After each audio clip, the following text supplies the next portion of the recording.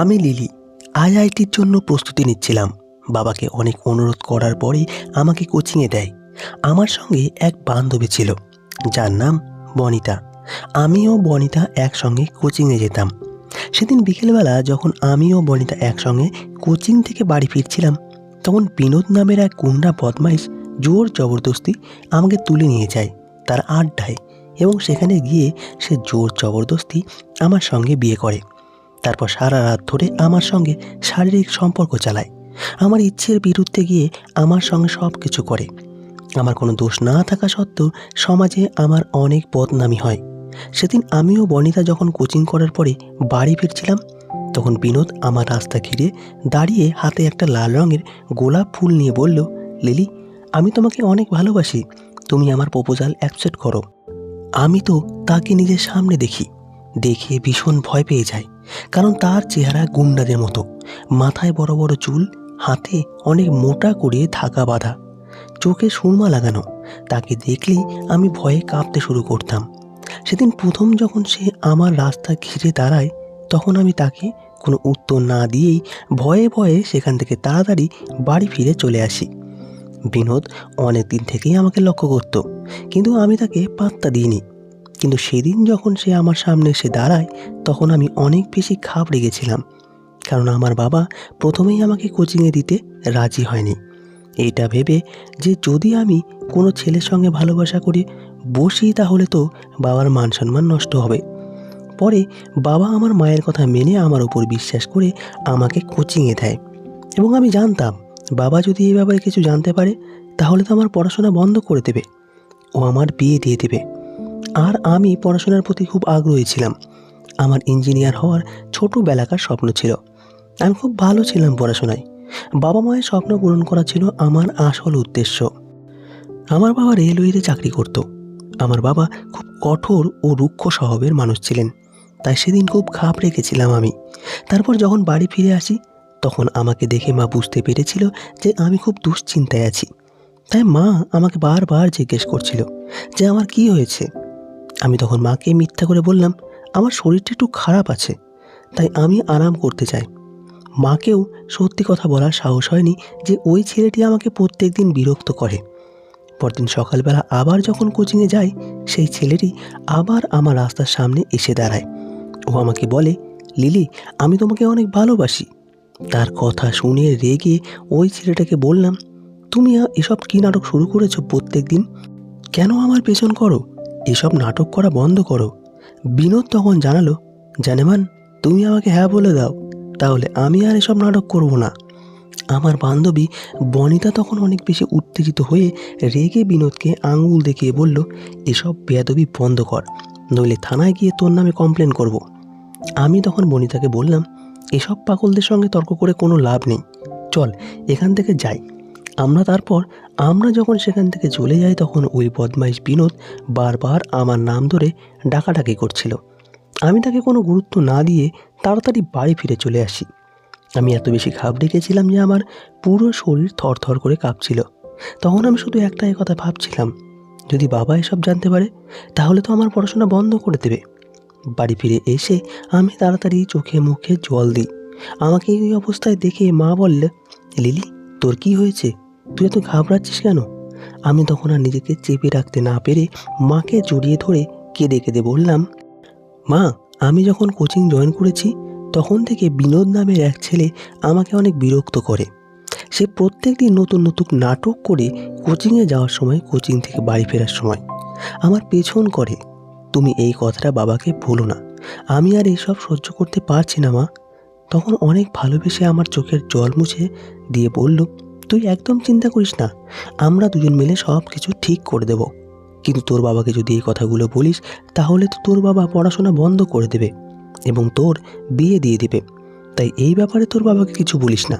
কাল থেকে তোর বাবাকে বলবো যাতে তোকে কোচিংয়ে রেখে আসে এবং বাড়ি ফেরার সময় আমি তোকে নিয়ে আসবো। তাহলেই তো সেই ছেলেটি তোকে আর বিরক্ত করতে পারবে না। শুধু তাই নয়, তুই নিজের রাস্তা পরিবর্তন কর, তুই অন্য রাস্তা দিয়ে যাবি, তাহলে তো সে আর বিরক্ত করতে পারবে না। মায়ের কথা শুনে আমার মনে সাহস আছে, তাই সেদিনের পর থেকে আমি নিজের কোচিংয়ের সময় ও রাস্তা দুটোই পরিবর্তন করে ফেলেছিলাম। পরদিন সকালবেলা বাবা যখন নিজের কাজে বেরোচ্ছিল, তখন মা বাবাকে বলল যাতে আমাকে সঙ্গে নিয়ে যায়। মায়ের কথা শুনে বাবা অনেক রেগে গেল, বলল এমনিতেই আমার অনেক দেরি হয়ে গেছে, তার উপর আমি যদি তাকে কোচিংয়ে নিয়ে যাই তাহলে তো আমার আরও অনেক বেশি দেরি হয়ে যাবে। আর এমনিতেও হঠাৎ করে কোচিংয়ের সময় পরিবর্তন করার মানেটা কি?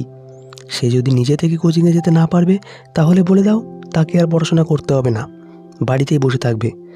বাবা তো রাগ করে আমাকে না নিয়ে নিজের কাজে বেরিয়ে পড়ে। আমি তখন অস্থির হয়ে মাকে বললাম, মা আজ আমি একা যেতে পারবো না। বাবা তো আমাকে নিয়ে গেল না, কিন্তু তোমাকে আমার সঙ্গে যেতে হবে। ওই সময় আমার ভাই মায়ের হাত ধরে বলল, মা আমাকে স্কুলে নিয়ে যাবে না।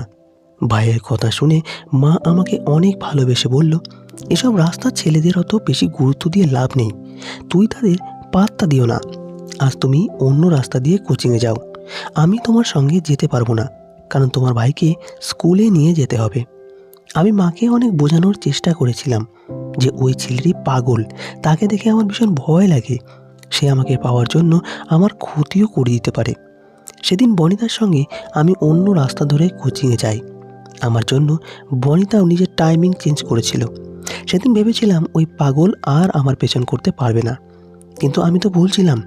আমি জানতাম না যে ওই পাগল সবসময় আমার উপর নজর রাখে, তার চেলা চপড়দের মাধ্যমে। তারপর কোচিং থেকে বাড়ি ফেরার সময় আবার ওই বদমাইশ আমার সামনে এসে দাঁড়ায়। তাকে দেখা মাত্রই ভয়ে আমার শরীর থরথর করে কাঁপতে শুরু করে। তারপর সে আমার কাছে এসে বলল, জানেমান, তুমি কি ভেবেছিলে রাস্তা পরিবর্তন করে আমার থেকে রেহাই পাবে? আজ তোমাকে বলতেই হবে যে তুমি আমায় ভালোবাসো কিনা। আমি তখন মনে সাহস জুটিয়ে রেগে বিনোদকে বললাম, তোর মতো গুন্ডার সঙ্গে আমি কোনো কথা বলতে চাই না। এই বলে আমি যখন বনিতার হাত ধরে সেখান থেকে যাচ্ছিলাম, ঠিক তখনই ওই বদমাইশ আমার ওড়না ধরে টানে। তখন বনিতা বলল, ওড়না ছাড়, নইলে কিন্তু চিৎকার করব। তারপরে বিনোদ হাসতে হাসতে আমার ওড়না ছেড়ে দেয়। সেদিন আমি তার এই ব্যবহার দেখে আরও বেশি ভয় পেয়ে গেছিলাম, কারণ সে আমার গায়ে হাত দেওয়ার চেষ্টা করেছিল।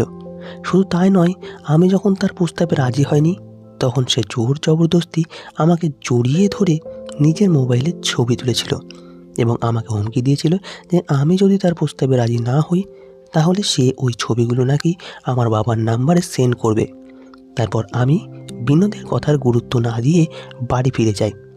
বাড়ি আসা মাত্রই বাবা আমার উপরে চিৎকার করে ওঠে এবং আমার গালে একটা থাপ্পড় মেরে বলল, তোকে কোচিংয়ে পাঠিয়েছিলাম পড়াশোনা করার জন্য নাকি কোনো ছেলের সঙ্গে প্রেম করার জন্য?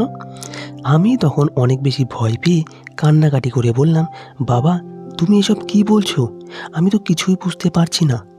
বাবা তখন নিজের পকেট থেকে মোবাইলটা বের করে বলল, কিছুই বুঝতে পারছিস না তাই তো, এক্ষুনি সব বুঝতে পারবি। তারপর নিজের মোবাইলে আমার ও বিনোদের ছবি দেখিয়ে বলল, এইসব দেখার জন্য তোকে আমি কোচিংয়ে পাঠিয়েছিলাম। আজ থেকে তোর বাড়ির বাইরে যাওয়া বন্ধ, তুই আমার মান সম্মান সব কিছু শেষ করে দিয়েছিস। মা তখন আমাকে সমর্থন করে বাবাকে বলল, এতে লিলির কোনো দোষ নেই, ওই ছেলেটি অনেক দিন থেকেই লিলিকে বিরক্ত করছে এবং লিলি আমাকে অনেক আগেই এই কথাটা বলে ফেলেছে। বাবা তখন রেগে মাকে বলল, তাহলে আমাকে এই কথাগুলো আগে বলোনি কেন? আমি এখন তোমাদের কোনো কথা শুনতে চাই না। আমি সিদ্ধান্ত নিয়ে ফেলেছি যে লিলির বিয়ে দিয়ে দেবো। বিয়ের কথা শুনে আমি তখন কেঁদে কেঁদে বাবার পা ধরে বললাম, বাবা আমি এখন বিয়ে করতে চাই না, আমি পড়াশোনা করতে চাই, আমার অনেক স্বপ্ন আছে পড়াশোনা নিয়ে, এতে আমার কোনো দোষ নেই বাবা। বাবা তখন আমার সামনে হাত জোর করে বলল, লিলি আমাকে ক্ষমা করে দে মা, কিন্তু আমি যেটা বলছি সেটাতে আমাদের সবার ভালো হবে। আমি তোর ভালোর জন্যই বিয়ে দিতে চাইছি। আমাদের সমাজের লোকেরা এসব জানতে পারলে তোর কোনো দিনও বিয়ে হতে দেবে না, তোর পুরো জীবনটা নষ্ট হয়ে যাবে।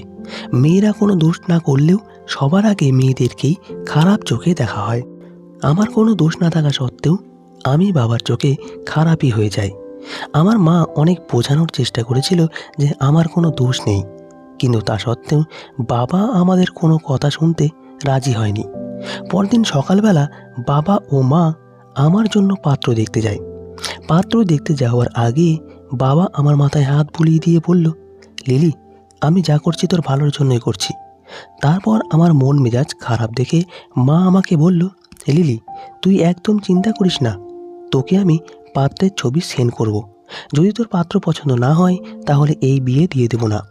তারপর মা ও বাবা আমাকে ঘরে একা রেখে পাত্র দেখতে চলে যায়। এদিকে আমার ইঞ্জিনিয়ার হওয়ার স্বপ্ন চোখের সামনে শেষ হতে চলেছিল। ওদিকে বাবা মা যখন আমাকে ও আমার ভাইকে বাড়িতে রেখে পাত্র দেখতে চলে যায়, তাদের যাওয়ার আগে মা ও বাবাকে বলেছিলাম তারা যাতে তাড়াতাড়ি বাড়ি ফিরে আসে। আমার একা ভয় করবে।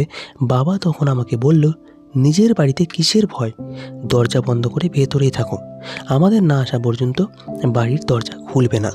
তারপর মা বাবা চলে যায়। বাবা মা চলে যাওয়ার পরে আমি রান্নাবাড়ি করছিলাম, আর আমার ছোট ভাই সে গাড়ি নিয়ে খেলা করছিল। 1 ঘন্টা পরে মা আমাকে পাত্রের ছবি সেন্ড করে। ছবিটা দেখে আমি ছেলেটাকে পছন্দ করেছিলাম, কারণ ওই বদমাশটা দেখে মুক্তি পেতে বাবা মায়ের পছন্দের ছেলের সঙ্গে আমি বিয়ে করতেও রাজি ছিলাম। ওদিকে আমি ভাইকে বারণ করেছিলাম সে যাতে ঘরের বাইরে না যায়, কিন্তু সে কখন যে ঘরের দরজা খুলে বাইরে চলে গেছিল তার আমি টের পাইনি। কিছুক্ষণ পরে আমি যখন ভাইকে ডাকি তখন তাকে ঘরে দেখতে না পেয়ে আমি ব্যস্ত হয়ে পড়ি। তারপর ঘরের মেন দরজার সামনে এসে দেখি দরজা খোলা ছিল। ঘরের দরজা খোলা দেখে আমি ঘাবড়ে যাই। তারপর যেটা ভয় করেছিলাম সেটাই হয়। দরজা খোলা দেখে বিনোদ আমার ঘরের ভেতরে ঢুকে পড়ে। তারপর সে আমার সঙ্গে অসভ্যতা শুরু করে। সে ঘরের দরজা বন্ধ করে দিয়ে আমার হাত পা বেঁধে দেয়। তারপর সে জোর জবরদস্তি আমার কাছে ভালোবাসা পাওয়ার চেষ্টা করে। আমি তখন রেগে তাকে বললাম, আমি তোর মতন শয়তানকে কোনোদিন ভালোবাসবো না, আর বিয়ে করা তো অনেক দূরের কথা। সে তখন আমার গাল দুটোকে চেপে ধরে বলল, আজ আমি তোকে নিজের বউ করে বাড়ি নিয়ে যাব, আজ আমাকে কেউ আটকাতে পারবে না। এই কথা বলে সে আমার গলায় জোর জবরদস্তি ফুলের মালা পরিয়ে দেয়। তার কাণ্ড গলা ও পাগলামি দেখে আমি ভয়ে কেঁদে কেটে তার সামনে হাতে পায়ে ধরে বললাম সে যাতে আমাকে ছেড়ে দেয়। এইভাবে যখন প্রায় 1 ঘন্টা কেটে যায়, তারপরে আমার বাবা মা বাড়ি ফিরে আসে। তারা এসে দেখে ভেতর থেকে আমাদের ঘরের জানলা দরজা বন্ধ। তারা যখন আমার নাম ধরে ডাকে তখন আমি বাবা মায়ের শব্দ পেয়ে চিৎকার করে বলি, মা আমাকে বাঁচাও, এই পাগলটা আমাকে শেষ করে দিবে। আমার কথা শেষ হতে না হতেই বিনোদ রেগে আমার মুখটাকে চেপে ধরে বলল, একদম চুপ, আর চিৎকার করবি না। তোর বাবা মায়ের সঙ্গে যা কথা বলার আছে সেটা আমি বলবো। আমার চিৎকার শুনে যখন মা বুঝতে পারে ঘরের ভেতরে কিছু গন্ডগোল আছে, তখন বাবাকে বলল যাতে তাড়াতাড়ি পুলিশকে ফোন করে এখানে ডাকে। মা তখন কেঁদে কেঁদে বাবাকে বলল, আমি তোমাকে বলেছিলাম তো যে আমাদের মেয়ের কোনো দোষ নেই, ওই ছেলেটাই আমার মেয়েকে বিরক্ত করে, কিন্তু তুমি আমাদের কোনো কথায় গুরুত্ব দাওনি। আগে যদি পুলিশকে সব কিছু বলে দিতে তাহলে আজ আমার মেয়ের এই অবস্থা হতো না। আজ আমি তোকে বাড়ি নিয়ে যাব, এবার আমাকে আর কেউ আটকাতে পারবে না। এই চুক্তিপত্রটা পেয়ে সে আমার কাছে এসে বলল আমাকে এই কাগজে স্বাক্ষর করতে হবে। আমি যখন ওই কাগজে স্বাক্ষর করতে আপত্তি জানাই তখন সে আমার চুলের মুঠি ধরে বলল, তুই যদি এবার আমার কথা না মানিস তাহলে আমি কিন্তু অন্য রকমভাবে তোকে রাজি করাবো।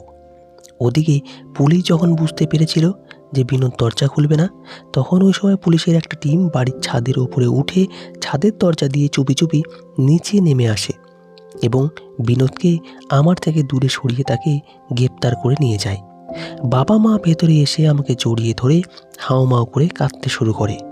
বাবা আমার সামনে হাত জোর করে বলল, লিলি, আমাকে ক্ষমা করে দে মা, আমি তোর কথা শুনে যদি আগেই পুলিশকে এই ব্যাপারে জানিয়ে দিতাম তাহলে আজ এই অবস্থা হতো না। ওই ঘটনার 10 দিন পরেই বাবার পছন্দের ওই ছেলেটার সঙ্গে আমার বিয়ে পাকা হয়।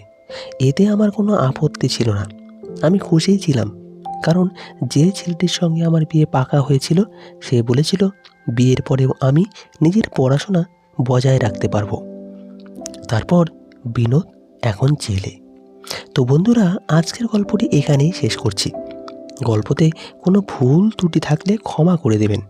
গল্পটি ভালো লাগলে অবশ্যই লাইক, শেয়ার এবং সাবস্ক্রাইব করতে ভুলবেন না। সকলে ভালো থাকবেন, সুস্থ থাকবেন। দেখা হচ্ছে পরের কোনো ভিডিওতে। ততক্ষণের জন্য ধন্যবাদ।